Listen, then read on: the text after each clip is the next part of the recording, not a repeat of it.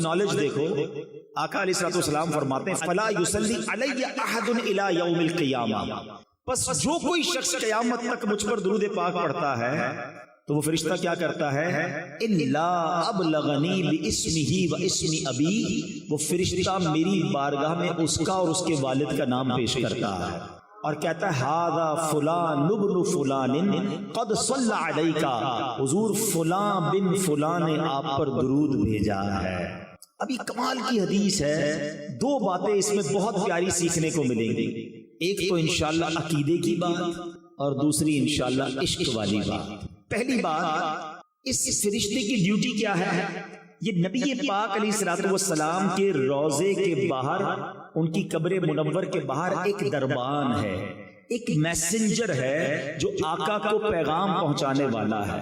میرا آپ سے سوال یہ ہے کہ میسنجر کی سماعت کا عالم یہ ہے کہ یہاں بیٹھ کر ہم درود پڑھیں وہ وہاں مدینے میں سن لیتا ہے، پوری دنیا میں جو درود پڑھے وہ فرشتہ سن لیتا ہے، صرف سنتا نہیں، پڑھنے والے کو ریکگنائز بھی کر لیتا ہے کہ پڑھنے والا ہے کون، اس کا نام کیا ہے، اس کے والد کا نام کیا ہے۔ ذرا بتاؤ، دربان کی سماعت کا عالم یہ ہے تو مصطفیٰ کریم کی سماعت کا عالم کیا ہوگا، میرے آقا کے علم کا عالم کیا ہوگا۔ تو اگر آج عاشقان رسول جھوم جھوم کر صلاۃ و سلام میں میرے رضا کا یہ شعر پڑھتے ہیں تو کیا غلط کرتے ہیں کہ دور و نزدیک کے سننے والے وہ کان، دور و نزدیک کے سننے والے وہ کان، کان لعلے کرامت پہ لاکھوں سلام۔ تو یہ تو حدیث پاک سے پتا چل رہا ہے کہ جب دربان مصطفیٰ سب کی آوازیں سن لیتا ہے، وہ سب کے درود سن لیتا ہے، تو میرے آقا کیوں نہ سماعت فرمائیں گے۔ بس دل سے پکارنا ہے، فریاد امتی جو کرے حال زار میں، فریاد امتی جو کرے حال زار میں، ممکن نہیں کہ خیر بشر کو خبر نہ ہو، واللہ وہ سن لیں گے، فریاد کو پہنچیں گے۔ اتنا بھی تو ہو کوئی جو آہ کرے دل سے، بس دل سے پکارنے کی دیر ہے، کام بن جانے ہیں۔ اور اب عشق والی بات کہ دنیا میں یہ دستور ہے کہ آپ جس شخصیت سے محبت کرتے ہو، ریسپیکٹ کرتے ہو، اور جب آپ کو پتا چلے کہ آپ کا نام ان کے بارگاہ میں لیا گیا، ان کے سامنے لیا گیا ہے، آپ کو بڑی خوشی ہوتی ہے۔ فار ایگزامپل، آپ میں سے ماشاءاللہ بہت سارے وہ لوگ ہوں گے مختلف پیران عظام سے مرید ہوں گے، کوئی آ کر آپ کو کہے کہ یار آپ کے پیر صاحب کے پاس آپ کا نام لیا گیا تھا، کتنی خوشی ہوگی، اچھا میرا نام لیا گیا، سچ بتاؤ کیا بات ہو رہی تھی، ذرا دوبارہ سنتے ہیں اس سے، دوبارہ ریپیٹ کرو یار کیا ذکر ہوا تھا، بیکاز یو لو ہم، یو ریسپیکٹ ہم، آپ اچھا لگتا ہے کہ آپ کا نام ادھر لیا گیا۔ مجھے سچ بتاؤ، ایک امتی کے لیے اس سے بڑی کیا سعادت ہوگی، وہ ادھر درود پڑھے، ادھر فرشتہ اس کا نام بارگاہ رسالت میں پیش کرے، اور صرف میرا نام نہیں، میرے والد کا نام بھی پیش کرے، اور میں جتنی بار درود پڑھوں اتنی بار پیش کرے، میں 100 بار درود پڑھوں 100 بار میرا نام نبی پاک کے دربار میں جائے۔ دیکھو دنیا کا بھی دستور ہے کہ جب کوئی فقیر، جب کوئی بھکاری در پہ بار بار آئے نا، ہمارے گھر پر بھی آئے، ہم کہتے ہیں یہ روز آتا ہے، اس کا کام کر دو۔ اللہ اکبر، جس کی حاضری روز بارگاہ رسالت میں لگتی ہوگی، جو دن میں کئی بار درود پڑھتا ہوگا اور فرشتہ اس کا نام دربار رسالت میں پہنچاتا ہوگا، کبھی تو میرے آقا فرشتوں سے فرمائیں گے چلو میرے غلام کا کام کر دیتے ہیں، ہمیں روز یاد کرتا ہے۔ اور کیا خوبصورت بات شاعر لکھتے ہیں، ہمیں تو ایک ہی توجہ چاہیے نا، یاد رکھو اگر اٹھ گئی ایک نظر، بس ہمیں تو ایک توجہ چاہیے، آقا بس ایک بار توجہ فرما لیں، یاد رکھو اگر اٹھ گئی ایک نظر، جتنے خالی ہیں سب جام بھر جائیں گے، پھر سارے کام سیدھے ہو جانے ہیں۔ میرے بھائی یہاں بیٹھے ہوں گے جو مشکل میں ہوں گے، پریشانی میں ہوں گے، بیماری میں ہوں گے، قرضے میں ہوں گے، گھبراؤ نہیں، درود پڑھتے رہا کرو، نبی پاک کی توجہ ہونے کی دیر ہے۔ امام عشق و محبت اعلیٰ حضرت سمجھاتے ہیں، پریشان ہونا، ڈیفیکلٹی میں ہو، سنو، قسمت میں لاکھ پیچ ہوں 100 بل ہزار کج، قسمت میں لاکھ پیچ ہوں 100 بل ہزار کج، آقا یہ ساری گتھی ایک تیری سیدھی نظر کی ہے، بس نبی پاک کی نظر پڑنے کی دیر ہے، سارے کام سیدھے ہو جانے ہیں۔ تو میں بھی نیت کروں، آپ بھی نیت کریں کہ روزانہ کثرت سے درود پاک پڑھیں گے۔ پیارے اسلامی بھائیوں، میرے آقا علیہ الصلوۃ والسلام کی ولادت باسعادت، ذرا سوچئے جب پیارے آقا اس دنیا میں تشریف لانے والے تھے، یہ وہ وقت تھا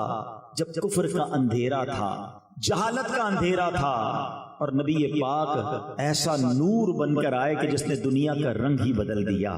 نبی پاک جب تشریف لائے تو اسلام کا نور ایسا پھیلا کہ جس نے سارے عالم کو روشن کر دیا۔ دنیا کا دستور ہے جب کوئی اہم ایونٹ ہونے والا ہوتا ہے نا، اس کی اناؤنسمنٹ کی جاتی ہے۔ اچھا، جیسا ایونٹ ایسی اناؤنسمنٹ۔ تو جب رب کے حبیب نے آنا تھا جن کے سبب کائنات بنی ہے، یاد رکھیے گا نبی پاک علیہ الصلوۃ والسلام وجہ تخلیق کائنات ہیں۔ ہی از the reason of the all creation۔ اور یہ حدیث قدسی میں ہے، اللہ فرماتا ہے اے محبوب میں تمہیں نہ بناتا تو یہ کائنات نہ بناتا۔ جبھی تو اعلیٰ حضرت کہتے ہیں نا، زمین و زمان تمہارے لیے، مکین و مکان تمہارے لیے، چنین و چنا تمہارے لیے، آقا بنے دو جہاں تمہارے لیے۔ تو یہ کائنات نبی پاک کے لیے بنی ہے۔ تو اب آپ کی آمد کا وقت تھا تو ایک ایسا اناؤنسمنٹ دنیا میں ہوا، ایسے واقعات ہونے لگے کہ دنیا کو گویا جھنجھوڑ دیا گیا۔ نبی پاک علیہ الصلوۃ والسلام کی ولادت سے 55 دن پہلے، ذرا توجہ رکھیے گا، میں نے یہ بات آپ سے تھوڑی دیر بعد دوبارہ پوچھنی بھی ہے، یہ جملہ یاد رکھیے گا کہ آقا علیہ الصلوۃ والسلام کی ولادت سے 55 دن پہلے ایک بڑا کمال کا واقعہ ہوا۔ اور یہ واقعہ کیا تھا؟ یمن کا بادشاہ تھا ابرہہ۔ اس نے ایک پلان کیا کہ یہ مسلمان کعبے کا طواف کیوں کرتے ہیں، کعبے پہ جا کر حج کیوں کرتے ہیں، کیوں نہ میں کعبے کو ہی گرا دیتا ہوں اور معاذ اللہ اس کو تہس نہس کر کے اس کے پتھر لے کر یمن میں کعبہ بنا لوں گا، پھر یہ سارے لوگ میرے پاس آئیں گے۔ اب اس نے پلان کیا کہ مکے پر اٹیک کرنے کے لیے، دیکھیں اس زمانے میں تو جو لڑائی ہوتی تھی وہ گھوڑوں پر اور اونٹوں پر ہوتی تھی، وہ ہاتھیوں کا لشکر لے کر چلا گیا۔ ذرا سوچئے کہ ہاتھیوں کا مقابلہ گھوڑے والے اور اونٹوں والے کیسے کر سکتے ہیں؟ مکے کا گھیراؤ کیا، اور پھر کیا کیا، مکے والوں کے مویشی جو تھے، مکے والوں کے جو جانور تھے وہ بھی اس نے پکڑنا شروع کر دیے۔ اب لوگوں کا روزی روزگار بھی ڈسٹرب ہوا۔ میرے آقا علیہ الصلوۃ والسلام کی مبارک دادا حضرت عبد المطلب، اللہ نے کیا ان کے چہرے پر نور عطا فرمایا تھا، ان کی پیشانی پر نور نبوت چمکتا تھا۔ حضرت عبد المطلب نے کیا کیا، آپ گئے ابرہہ کے پاس۔ اب ذرا غور کیجئے، وہ کر و فر کے ساتھ متکبر بادشاہ آیا ہوا ہے اور اس نے کعبے کو ڈھانا ہے، اس کا پلان یہ ہے۔ حضرت عبد المطلب اس کے خیمے میں گئے، باہر سے پیغام بھجوایا گیا کہ مکے کا سردار آیا ہے۔ ہو سکتا ہے اس نے سوچا ہو کہ مجھ سے منتیں کی جائیں گی، مجھ سے نیگوشیشنز کی جائیں گی، بڑے تکبر کے ساتھ بیٹھا ہے۔ حضرت عبد المطلب اس کے خیمے میں داخل ہوتے ہیں، اللہ نے ان کی پیشانی پر ایسا نور عطا کیا تھا، وہ خیمے میں داخل ہوئے، ابرہہ روب میں آ گیا، عزت کے لیے کھڑا ہو گیا، اپنے برابر میں بٹھایا اور کہا حضرت فرمائیے کیسے آنا ہوا؟ حضرت عبد المطلب نے بڑی عجیب ڈیمانڈ کی۔ آپ نے کہا کہ تم نے مکے والوں کے مویشی، ان کی بکریاں، ان کے جانور پکڑ لیے، ہمارے جانور ہمارے واپس کر دو۔ ابرہہ کہتا ہے میں تو سمجھا آپ کعبے کی بات کریں گے، اپنے مرکز کی بات کریں گے، آپ تو کعبے کی بات ہی نہیں کر رہے، آپ کو فقط اپنے جانوروں کی فکر ہے۔ اللہ اکبر۔ حضرت عبد المطلب کا وہ جواب آج بھی سیرت کی کتابوں میں سنہرے حروف سے لکھا ہے۔ کیا کمال کا جواب دیا۔ آپ فرماتے ہیں جانوروں کے مالک ہم ہیں، ہمارے جانور ہمیں دے دو، کعبہ جس کا گھر ہے وہ خود ہی حفاظت کر لے گا، کعبے کا مالک اس کی حفاظت کرے گا۔ ابرہہ کو بات سمجھ نہ آئی، وہ سمجھنے لگا کہ لگتا ہے کنفیوز ہو گئے ہیں، لگتا ہے ڈر گئے ہیں، جانور چھوڑ دیے گئے۔ حضرت عبد المطلب نے عجب اناؤنسمنٹ کیا، مکے والوں سے کہا سارے لوگ اپنے جانور لیں اور پہاڑوں پر چلے جائیں۔ آج جو مکے شریف گئے ہیں انہیں پتا ہے کعبے کے گرد پہاڑ ہیں، اب تو کئی پہاڑ توڑ دیے گئے، ہوٹلز بنا دیے گئے، مگر اس زمانے میں صرف پہاڑ ہی پہاڑ تھے۔ تھوڑا سا امیجنیشن کریں، صرف کعبہ ہے، حرم شریف نہیں بنا بلکہ چاروں طرف پہاڑ ہیں۔ مکے والے سارے پہاڑوں پر چلے گئے، nobody dared to resist، کوئی وہاں پر رکاوٹ لینے کے لیے تیار نہیں ہے۔ فقط حضرت عبد المطلب اب کعبے پر جاتے ہیں، کعبے کی دیوار کو تھامتے ہیں اور وہ رکت انگیز دعا کرتے ہیں کہ اے رب کریم، اے کعبے کے مالک، آج تجھے اپنی قدرت کا نظارہ دکھانا ہے، آج ان ظالموں کو تو نے بتانا ہے کہ تو اور تیرے ماننے والے حق پر ہیں۔ آپ رکت انگیز دعائیں کرتے رہے، اللہ کو پکارتے رہے، اور اس کے بعد آپ بھی کعبے کے سے دور ہو کر پہاڑ پر چلے گئے۔ یہ کیسا حملہ تھا کہ شہر میں کوئی حفاظت کے لیے کھڑا نہیں تھا، فقط کعبہ ہے اور ہاتھی کا لشکر ہے۔ اور اب حکم کیا، ابرہہ نے آرڈر دیا کہ ہاں ہاتھی چلیں اور کعبے کو تہس نہس کر کے رکھ دیں، مگر اب دنیا نے ایک عجب نظارہ دیکھا، اب اللہ نے اپنی قدرت کا ایک عجب نظارہ دکھایا۔ جس ہاتھی پر اب رہا بیٹھتا تھا وہ ہاتھی اپنی جگہ سے ٹس سے بس نہیں ہو رہا تھا، کعبے کی طرف رخ کرتے تھے وہ موو نہیں کرتا تھا، اس کا رخ چینج کرتے وہ چلنا شروع کر دیتا۔ اور اب اللہ کریم نے اس کے مقابلے کے لیے کیا بھیجا؟ دنیا کا دستور ہے آرمی کا مقابلہ آرمی کرتی ہے، نیوی کا مقابلہ نیوی کرتی ہے، ایئر فورس کے لیے ایئر کرافٹ بھیجے جاتے ہیں، اب ہاتھی ہیں اور مقابلے کے لیے بھیجا کیا ہے میرے رب نے؟ مٹھی میں آنے والا پرندہ ابابیل۔ ارے چیل جتنا پرندہ بھی کوئی نہ بھیجا، رب نے ابابیل کے لشکر بھیجے جو خود مٹھی میں آ جاتا ہے، جس کا اپنا وزن چند گرام ہے۔ بتاؤ اس کی چونچ اور اس کے پنجوں میں کتنا بھاری کنکر ہوگا، کتنے چھوٹے سے کنکر ہیں، مقابلہ ہاتھی سے ہے۔ اللہ اکبر، رب کریم نے اپنی قدرت کا کیسا نظارہ دکھایا۔ اور آج لوگ کہتے ہیں کہ فلاں سپر پاور نے جناب بڑے گائیڈڈ میزائل بنا لیے ہیں، ٹارگٹ سیٹ کر دو میزائل جا کے وہیں ہٹ کرتا ہے۔ اللہ اکبر، آؤ میں بتاتا ہوں 1450 سال پہلے میرے رب نے ابابیل کے ان پنجوں میں کیسے گائیڈڈ میزائل دیے تھے۔ ہر کنکر پر ہاتھی سوار کا نام لکھا تھا، اس سوار کا نام موجود تھا۔ اب یہ جب لشکر آتے ہیں اس کے بعد کیا ہوتا ہے؟ آج تک کئی بار سورہ فیل آپ نے قرآن میں پڑھی ہوگی، امام صاحب نے پڑھی ہوگی، آپ نے سنی ہوگی، مگر آج ذرا سورہ فیل کو اس واقعے کی پس منظر میں سمجھیے، مزید ایمان تازہ ہوگا۔ رب کریم قرآن مجید میں ارشاد فرماتا ہے الم تر کیف فعل ربک باصحاب الفیل۔ اس کا ترجمہ کیا ہے؟ اے محبوب کیا آپ نے نہ دیکھا کہ آپ کے رب نے ان ہاتھی والوں کا کیا حال کیا؟ میں نے بیان کے شروع میں ایک جملہ آپ کو یاد کروایا تھا، یہ واقعہ جو ہے اصحاب فیل کا نبی پاک کی ولادت سے کتنا پہلے ہوا تھا؟ ماشاءاللہ یاد ہے، یہ یاد رکھنا، یہ بڑی عقیدے کی بات بتا رہا ہوں۔ 55 ڈیز پہلے یہ واقعہ ہوا ہے، اور اللہ قرآن میں اپنے حبیب سے کہہ رہا ہے اے محبوب آپ نے نہ دیکھا؟ الم تر کیف، آقا تو دنیا میں تشریف ہی نہیں لائے تھے، اور رب اپنے حبیب سے کہہ رہا ہے اے محبوب آپ نے نہ دیکھا۔ اٹ مینز یاد اس کو دلایا جاتا ہے جو کہیں دیکھ رہا تھا، جو کہیں موجود تھا۔ اللہ اکبر۔ اب وہ حدیث پاک سنو کہ اللہ کے حبیب فرماتے ہیں میں اس وقت بھی نبی تھا جب حضرت آدم پانی اور مٹی کے درمیان تھے، میرے آقا کے نور کو اللہ نے اپنے نور سے پیدا فرمایا۔ پیارے آقا نے پوچھا ہے جبریل تم نے تو سارے نبیوں کی بارگاہ میں حاضری دی ہے، سب سے ملاقات کی ہے، بتاؤ نا کسی کو میرے جیسا بھی پایا، تمہیں میرے بارے میں کیا کہتے ہو؟ اللہ اکبر۔ جبریل امین جنہوں نے تمام انبیاء کی خدمت میں حاضری دی کیا کہتے ہیں؟ چلو یہی بات بریلی کے تاجدار کی زبانی سن لو، امام عشق و محبت کہتے ہیں یہی بولے سدرا والے چمنے جہاں کے تھالے ہیں، یہی بولے سدرا والے چمنے جہاں کے تھالے، سبھی میں نے چھان ڈالے، آقا تیرے پائے کا نہ پایا، تجھے یک نے یک بنایا۔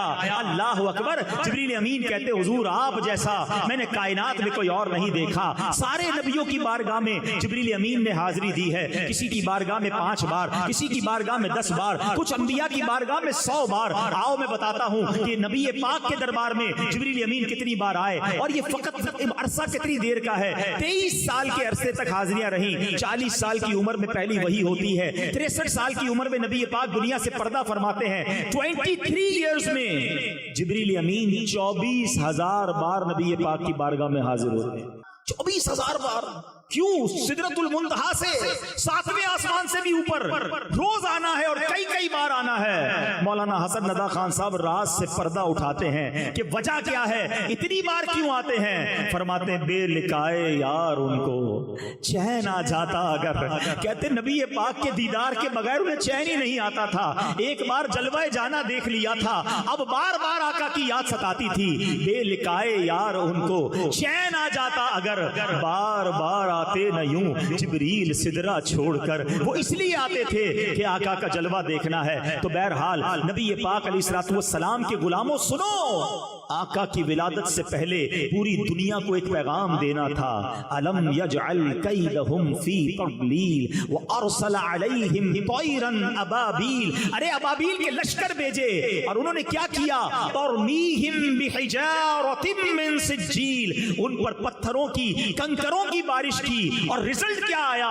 فجعلہم کعصف مأکول، انہیں چبائے ہوئے بھس جیسا بنا کر رکھ دیا، پرخچے اڑ گئے۔ ان کنکروں نے وہ کام کیا جو بڑے بڑے میزائل نہ کر سکتے تھے، ہاتھی سوار، اور ان ہاتھیوں کا نام و نشان باقی نہ رہا۔ گویا پوری دنیا کو یہ میسج دینے والا تھا، آئی نئی حکومت، سکہ نیا چلے گا، آئی نئی حکومت، سکہ نیا چلے گا، عالم نے رنگ بدلا، صبح شب ولادت۔ اور ایک واقعہ نہیں ہوا، نبی پاک جس سال دنیا میں تشریف لائے عرب میں بارشیں ہوئیں، خوب سبزہ ہوا، جانور فرما ہو گئے۔ روایتوں کے الفاظ ہیں اتنے موٹے ہو گئے ایسا لگتا تھا چربی سے پھٹ نہ جائیں۔ جتنے قافلے تجارت کو گئے سب نفع کر کے واپس آئے۔ اچھا، پیارے آقا علیہ الصلوۃ والسلام کی آمد کے وقت ایک اور بڑا کمال کا واقعہ ہوا۔ کفر کے جتنے ایوان تھے نا، سب کو میسج گیا، سب کو بتایا گیا کہ نبی پاک کی آمد ہونے والی ہے، سچے دین کے رکھوالے کی آمد ہونے والی ہے۔ کعبے میں بت تھے، وہ اوندھے گر گئے۔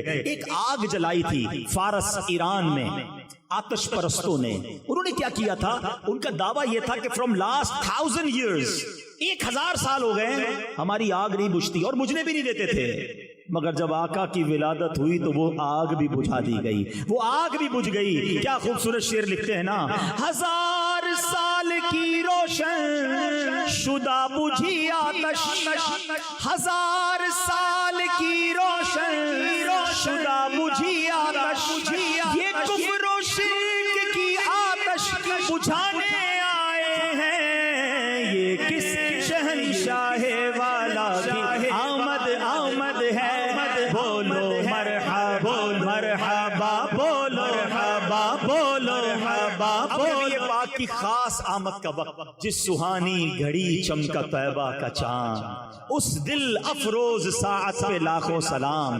12 ربیع الاول کا دن ہے، رات جا رہی ہے، صبح آ رہی ہے۔ گویا رات کو بھی نوازا گیا، صبح کو بھی نوازا گیا۔ آقا صبح صادق کے وقت خوشبوؤں میں بسے ہوئے اس دنیا میں تشریف لائے۔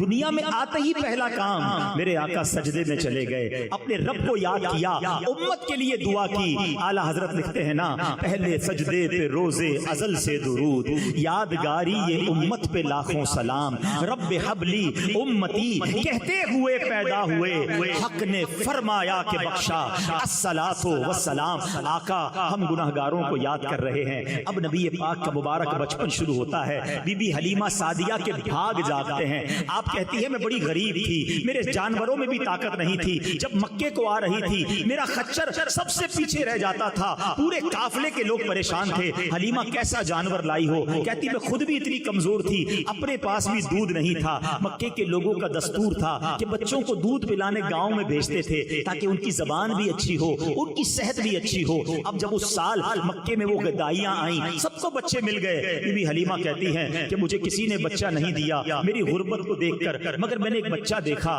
تھا بڑا نورانی، تھا بڑا پیارا، مگر اس کے والد دنیا میں نہیں تھے، اس لیے کسی دائی نے اس بچے کو نہیں دیا کہ والد نہیں ہیں تو پیسے بھی نہیں ملیں گے، انعام بھی نہیں ملے گا۔ بی بی حلیمہ کہتی ہیں میں نے سوچا خالی ہاتھ جانے سے بہتر ہے اس پیارے سے نورانی بچے کو لے جاتی ہوں۔ اللہ اکبر، ان کو کیا معلوم تھا کہ اس بچے کو گود میں لینا ہے اور ان کے مقدر جاگ جانے ہیں۔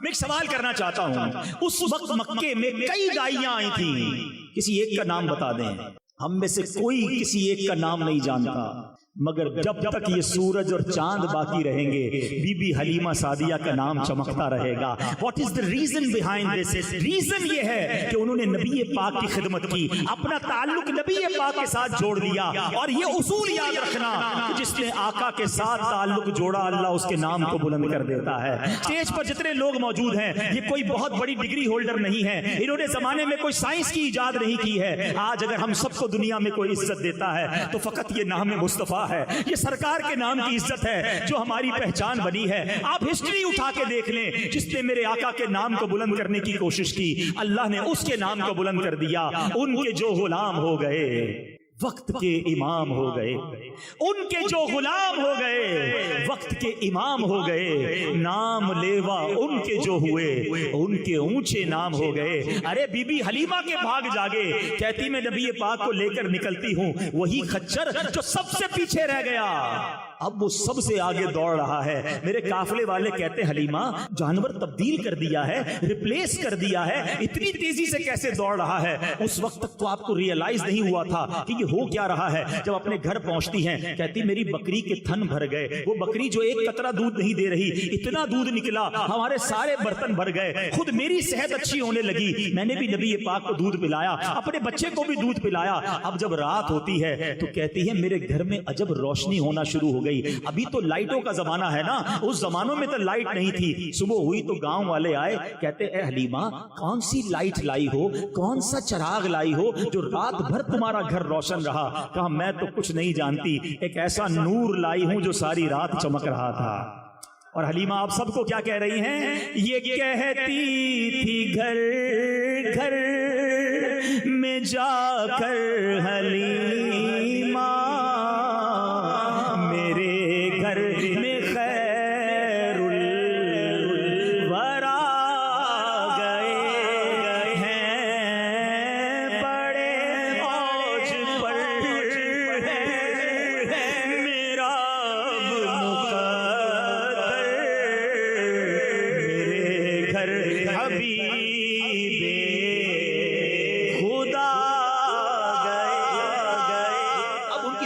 امیزنگ دور شروع ہو گیا. میں اپنے موضوع کی طرف آتا ہوں. اب پیارے آقا علیہ الصلوۃ والسلام نے دیکھا کہ جو آپ کے رضائی بھائی بہن تھے وہ روز صبح کہیں چلے جاتے تھے. آپ نے پوچھا بی بی حلیمہ سے کہ امی جان میرے بھائی بہن کہاں جاتے ہیں؟ کہا وہ بکریاں چرانے جاتے. کہا میں بھی ان کے ساتھ جاؤں. نبی پاک ان کے ساتھ بکریاں چرانے چلے جاتے. ایک دن وہ بچے دوڑتے ہوئے آئے خوف زدہ اور کہا کہ امی جان غضب ہو گیا. کیا ہوا؟ کہا ہمارے بھائی کو کچھ لوگ آئے اور انہوں نے سینہ چیرا اور اس کے بعد وہ چلے گئے. بی بی حلیمہ سعدیہ بھی گھبرا گئی کیونکہ نبی پاک علیہ الصلوۃ والسلام تو بی بی آمنہ کی امانت تھے نا. وہ دوڑتی ہوئی اس جگہ پر گئی اور جب وہاں جاتی ہیں تو دیکھا نبی پاک علیہ الصلوۃ والسلام ایک جگہ گم سم بیٹھے ہیں. کہا بیٹا کیا ہوا؟ سرکار دو عالم علیہ الصلوۃ والسلام فرماتے ہیں کہ 4 لوگ آئے جن کے سفید لباس تھے, میرا سینہ چاک کیا, اس میں کچھ داخل کیا اور سینہ بند کر دیا. کوئی نشان نہیں ہے, کوئی تکلیف نہیں تھی. آج سائنس نے ترقی کی ہے, اوپن ہارٹ سرجری ہو رہی ہے. سنو 1450 سال پہلے میرے آقا کی اوپن ہارٹ سرجری ہوئی. اس کو کہتے شق کے صدر. فرشتوں نے نور مبارک سینہ مبارک میں اور نور کو داخل کیا. بی بی حلیمہ سعدیہ جو ہیں وہ پیارے آقا کو لے کر بی بی آمنہ کے پاس آئیں کہ اے بی بی آپ بچے کو واپس لے لیں, مجھے ایسا لگتا ہے کوئی جنات یا کوئی جادو کا مسئلہ ہے. بی بی آمنہ کہتی میرے بیٹے کو کچھ نہیں ہو سکتا. جب یہ پیدا ہوا تھا مجھے بہت ساری بشارتیں دی گئی ہیں, میرے بیٹے کو کچھ نہیں ہو سکتا. بہرحال میرے پیارے اسلامی بھائیوں, یہ معجزہ ہے نبی پاک علیہ الصلوۃ والسلام کا, اور یہ ایک بار نہیں یہ 4 بار ہوا ہے. نبی پاک کا شق صدر کیا گیا. ایک تو یہی 2-3 سال کی عمر میں, ایک 10 سال کی عمر میں. جب جوانی قریب آتی ہے, انسان پر جوانی کے معاملات آتے ہیں, نبی پاک کے قلب اقدس میں اس وقت بھی نور داخل کیا گیا. 3rd ٹائم جب پہلی وحی کا نزول ہونا تھا 40 ایئرز کی ایج میں, جب پہلی قرآن نازل ہونا تھا اور قرآن کا بوجھ قلب مصطفیٰ وہ برداشت کر سکے, مزید قوت دینے کے لیے ایک بار پھر شق کے صدر کیا گیا اور نور داخل کیا گیا. اور 4th ٹائم یہ کب ہوا کہ جب نبی پاک کو سفر معراج پر جانا تھا, اللہ کی بارگاہ میں جانا تھا. وہ تجلی دیکھ رہی تھی جس کی ایک جھلک دیکھ کر حضرت موسیٰ بے ہوش ہو گئے تھے, اور میرے آقا نے رب کا اپنی آنکھوں سے دیدار کیا, کلام بھی کیا, قلب مصطفیٰ میں نور داخل کیا گیا. کیسا دل اقدس ہے کہ امام عشق و محبت لکھتے ہیں, آقا تو جو چاہے تو ابھی میل میرے دل کے دھلیں, تو جو چاہے تو ابھی میل میرے دل کے دھلیں, کہ خدا دل نہیں کرتا کبھی میلا تیرا. میرے آقا کے نورانی دل کا اللہ ہمیں صدقہ عطا فرمائے.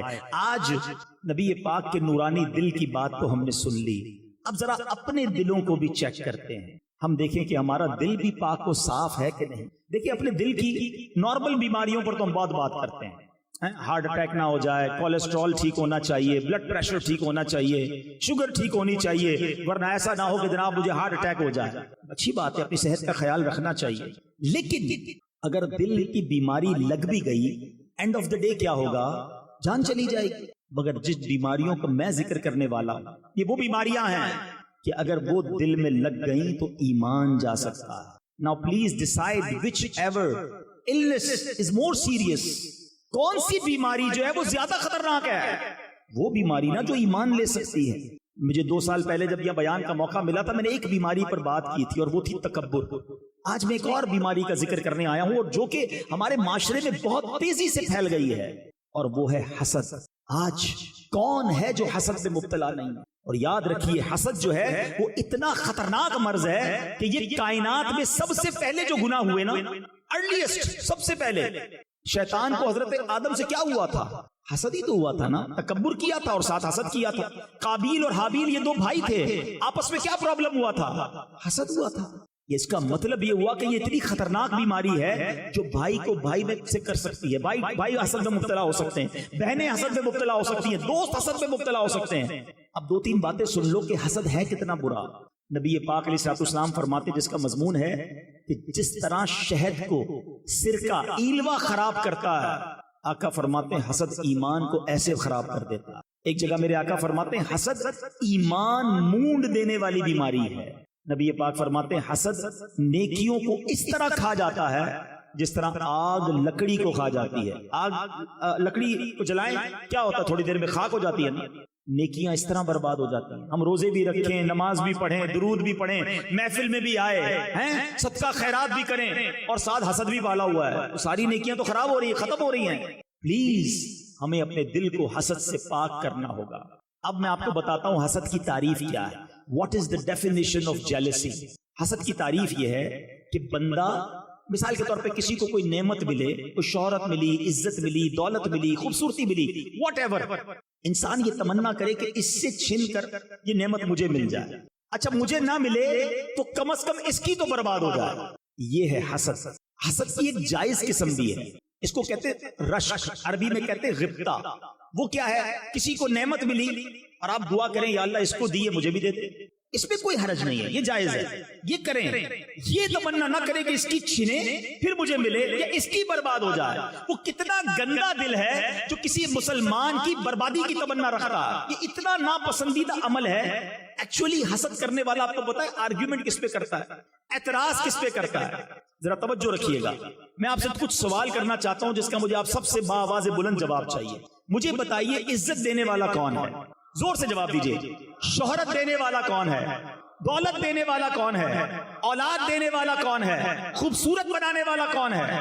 جب سب چیزیں دینے والا اللہ ہے تو میں کون ہوتا ہوں یہ اعتراض کرنے والا کہ اللہ تو نے اس کو کیوں دیا؟ اٹ مینز کہ حسد کرنے والا اللہ پر اعتراض کرتا ہے کہ اللہ تو نے اسے کیوں دیا، مجھے کیوں نہیں دیا. وَتُعِزُّ مَن تَشَاءُ وَتُذِلُّ مَن تَشَاءُ. اللہ جسے چاہے عزت دے. میں اور آپ کون ہوتے اس میں پرابلم کریٹ کرنے والے؟ لیکن یہ حسد جو ہے، اچھا اس کی ایک اور پرابلم بتاؤں. نیند نہیں آ رہی، ٹینشن بڑی ہے، میں سوتا ہوں مگر دماغ نہیں سوتا، سوچتا رہتا ہوں.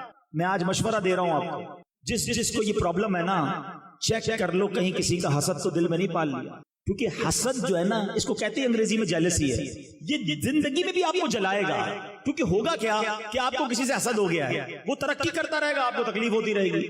وہ آگے بڑھتا رہے گا، آپ کو پرابلم ہوتی رہے گی. نیند کہاں سے آئے گی؟ سکون کدھر سے آئے گا؟ واللہ اگر آپ سکون کی نیند سونا چاہتے ہیں، فریش زندگی گزارنا چاہتے ہیں، لوگوں کا حسد اپنے دل سے نکال لو، سب کا بھلا سوچنا شروع کر دو. بزرگ بڑی پیاری بات کہتے ہیں، سب کا بھلا، سب کی خیر، سب کے بھلے میں اپنی خیر. آپ لوگوں کا بھلا کریں، لوگوں کا اچھا سوچیں. کسی کو ترقی ملتی ہے تو کیوں پرابلم ہوتا ہے؟ اللہ دے رہا ہے، اللہ یا اللہ اسے بھی دے، مجھے بھی عطا کر دے. اس کے خزانوں میں تو کمی نہیں ہے نا.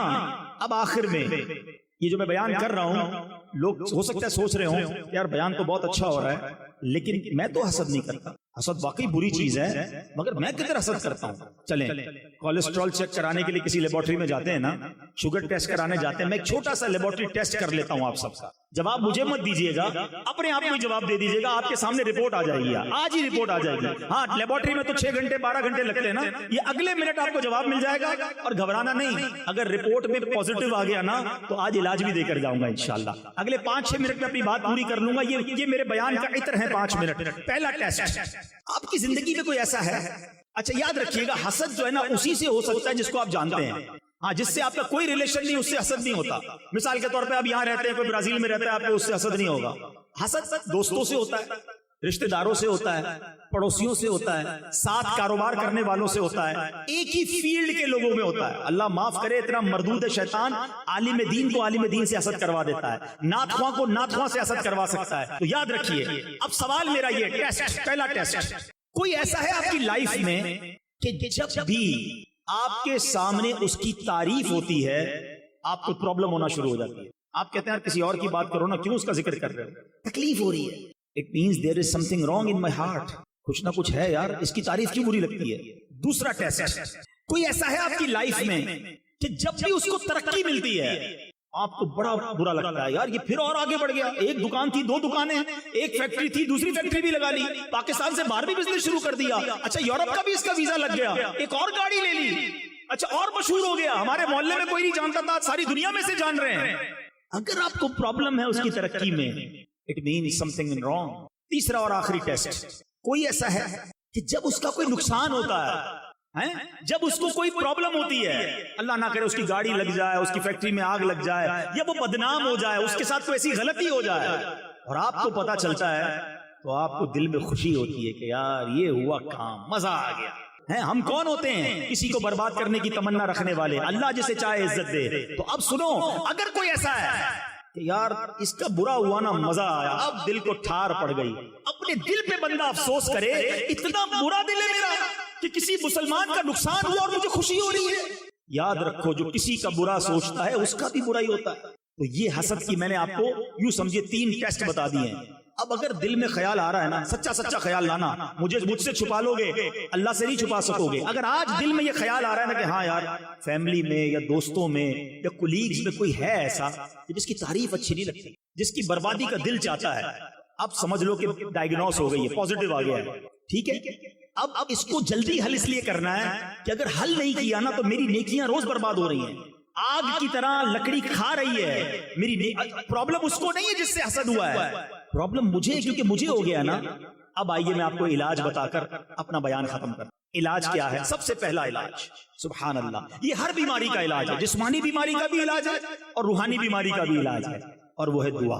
اللہ سے دعا کرتے رہا، اے اللہ میرے دل کو صاف کر دے، حسد بھی نکال دے، تکبر بھی نکال دے، اے اللہ عجب بھی نکال دے، ریاکاری بھی نکال دے، اے اللہ مسلمانوں کا کینہ بھی نکال دے، گناہ گار ہوں میرے دل کو پاک کر دے، تجھے محبوب پاک کے نورانی دل کا واسطہ میرے دل کو اجیالہ کر دے۔ رو رو کے اللہ سے دعا مانگتے رہا کرو، وہ کریم ہے، نگاہ رحمت فرمائے گا، یہ دل صاف ہو جائے گا۔ یہ پہلا علاج۔